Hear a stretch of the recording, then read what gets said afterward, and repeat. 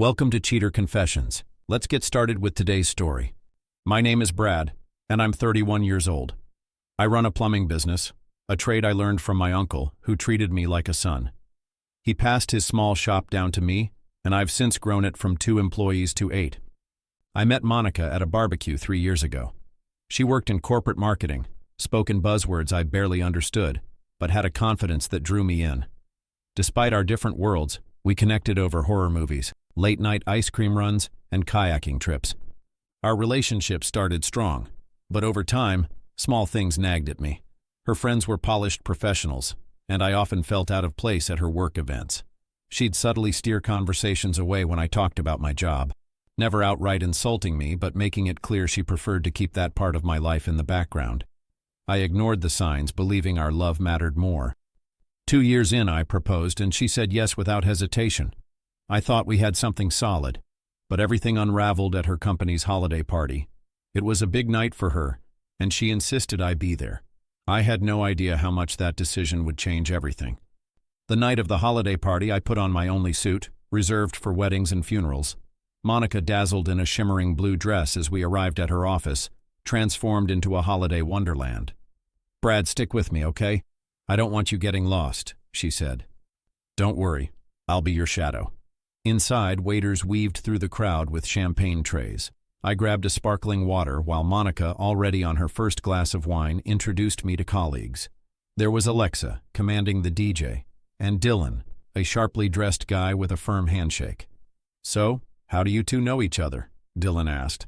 Monica flashed her ring. "Brad is my fiancé," she said proudly, warming my heart. For a while, things felt good. Then Rohan approached. "Monica, you promised to introduce us to your famous fiancé," he joked. "We've heard you can fix anything." I chuckled. "I do my best." A woman asked, "What's your line of work?" Before I could answer, Monica, now on her second or third drink, giggled. "Oh, he's my personal plumber," she teased. A few people laughed. Then she added, "And if anyone's toilet backs up tonight, I've got you covered." I forced a grin. I was used to jokes, but something about her tone felt off. Like I was a novelty, not her partner. At dinner, she introduced me to more colleagues near the stage, where her boss was giving a speech. The conversation shifted to my plumbing business. "So, Brad, how does a plumber find time to date a corporate star like Monica?" someone asked. "I own my shop so I can manage my schedule," I said. Monica, now louder, cut in. "Yeah, but that means he spends his days up to his elbows in, well, not so pleasant stuff." She smirked. "At least he showers before coming home." Laughter rippled across the table. My face burned, but I stayed quiet, telling myself she was just tipsy. Still, the knot in my stomach tightened. She wasn't introducing me as her partner. She was making me a punchline. After dinner, Monica's boss, Naomi, took the stage for the official toast.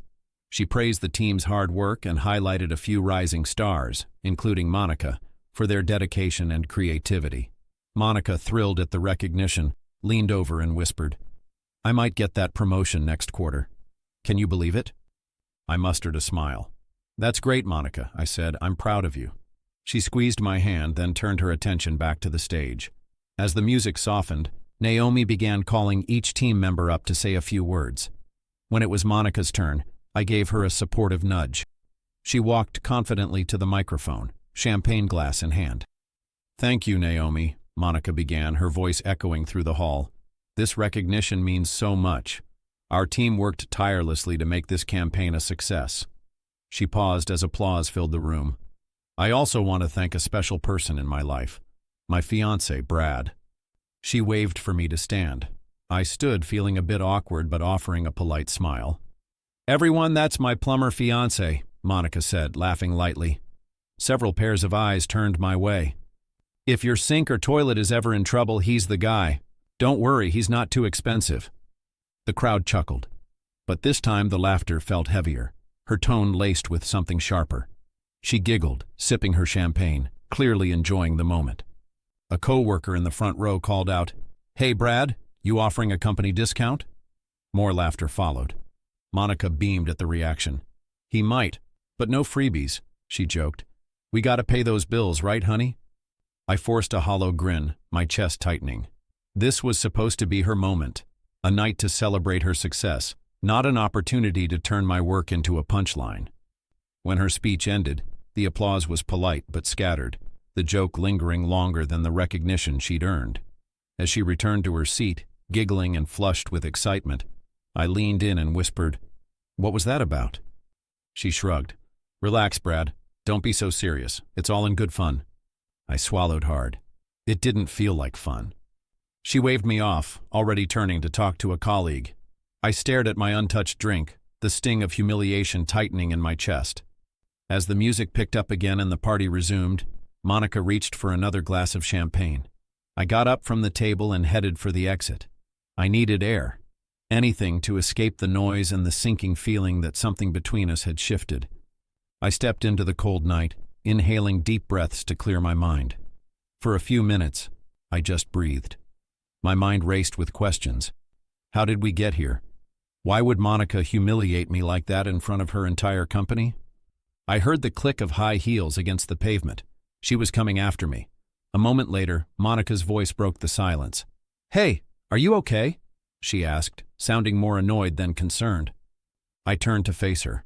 She was still holding her champagne flute. "No, I'm not okay," I answered, struggling to keep my voice steady.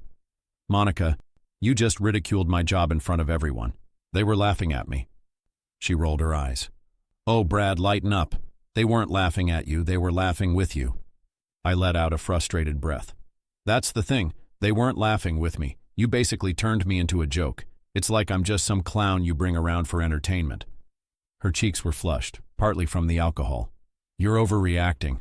I was just joking around. People do that at parties all the time." I shook my head. "Not like that. Not by making fun of someone's job. You made it sound like being a plumber is beneath you, beneath everyone here." She looked at me as if I were speaking a foreign language. "You're being dramatic," she insisted. "I've always respected what you do, but you have to admit, it's not exactly glamorous. I just made a little joke because it's so different from my world." I folded my arms. "You respect what I do? You think it's cute or something. But whenever we're around your colleagues, you use my work as a punchline. This goes beyond tonight." She glanced back toward the door, suddenly worried someone might overhear. "Brad, can we please not do this here? It's my company party. Let's go inside, have another drink, and talk about it tomorrow." A surge of anger burned through me. "No, Monica, I'm done brushing this aside." Her tone shifted, growing colder. "What do you mean you're done?" I took a second to steady myself, searching her eyes for any hint of genuine remorse. "I mean," I said slowly, "I can't marry someone who sees me as a joke." She laughed nervously, a shaky sound. "Are you seriously talking about calling off our engagement over a silly toast?" I looked down at my hand and fumbled with the engagement ring. My hand trembled slightly as I slid it off my finger. We'd decided to wear matching simple bands during the engagement. I stared at the ring for a moment, remembering the day I proposed. Her eyes flickered with alarm. "Brad, don't you dare," she warned. I held out the ring. "If you can't respect me, truly respect me, then we can't do this. I won't spend my life defending my career to the person who's supposed to love me." Monica's mouth fell open. "Oh my God," she muttered, stepping back in disbelief. "You're actually serious? Over a couple of jokes?"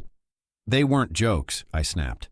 "They were insults. You humiliated me in front of your entire office, and you're too drunk or too proud to admit it." At that, her anger ignited. "You want me to beg for forgiveness for telling a joke? Grow up, Brad. People poke fun at each other's careers all the time. I never complained about the grease smell on your clothes, did I? Or the times you come home exhausted and filthy?"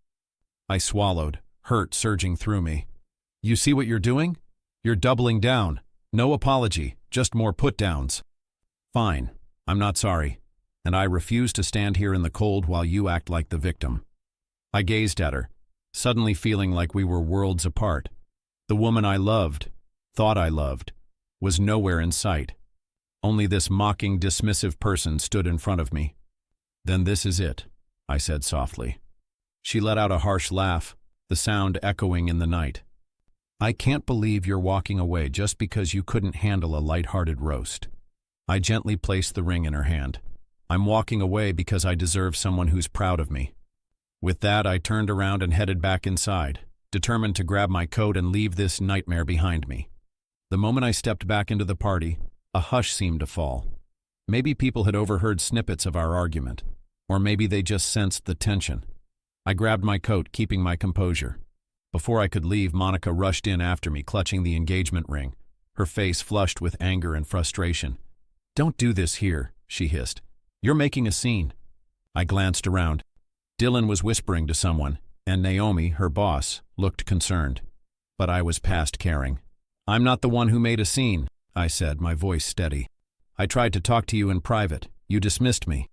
She reached for my arm, but I pulled away. "Brad, please, let's talk when we're both sober." I met her gaze, my heart heavy.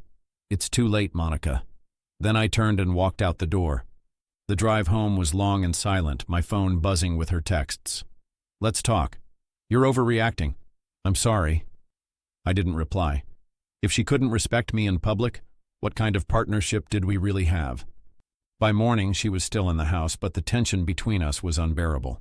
I could feel her eyes on me as I got ready for work, but I had nothing left to say. Later that day, she started spinning her version of events, telling mutual friends I threw a tantrum over a harmless joke. Some people bought her story, others asked for my side. I kept it simple. It wasn't just one joke, it was a pattern of disrespect. Some understood, others didn't.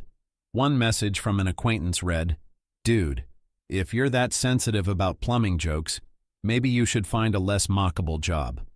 That stung, but it also reminded me exactly why I walked away. That night I told Monica to pack her things. The house was mine.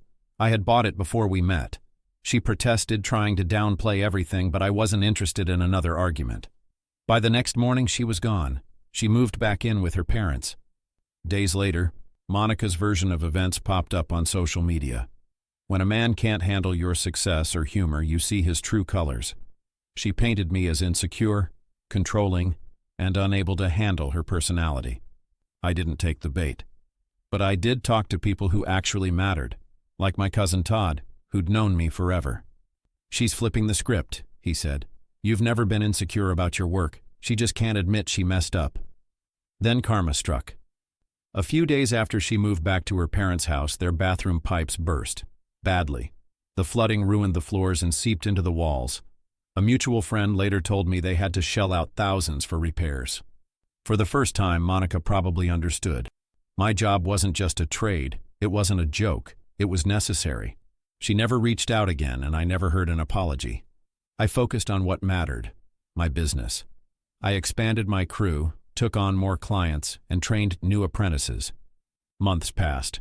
Monica moved to another department, trying to outrun the embarrassment. Rumors said she was dating someone from her office. I didn't ask for details. My life was moving forward. One late afternoon, after finishing a tough pipe replacement at a historic building, I sat in my truck, watching the sunset reflect on my business's new logo. A wave of gratitude washed over me. I won't lie. Sometimes I missed the good parts of Monica, her adventurous spirit, the way she'd lean on my shoulder during a scary movie. But I never missed feeling small. Eventually, I started dating again. This time I found someone different. Someone who respected me, who didn't see my job as something to laugh about, but as something to admire.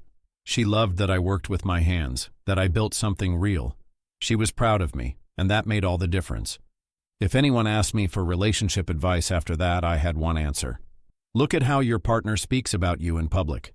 Do they uplift you, or do they make you the butt of their jokes? Respect is non-negotiable. Thank you for watching.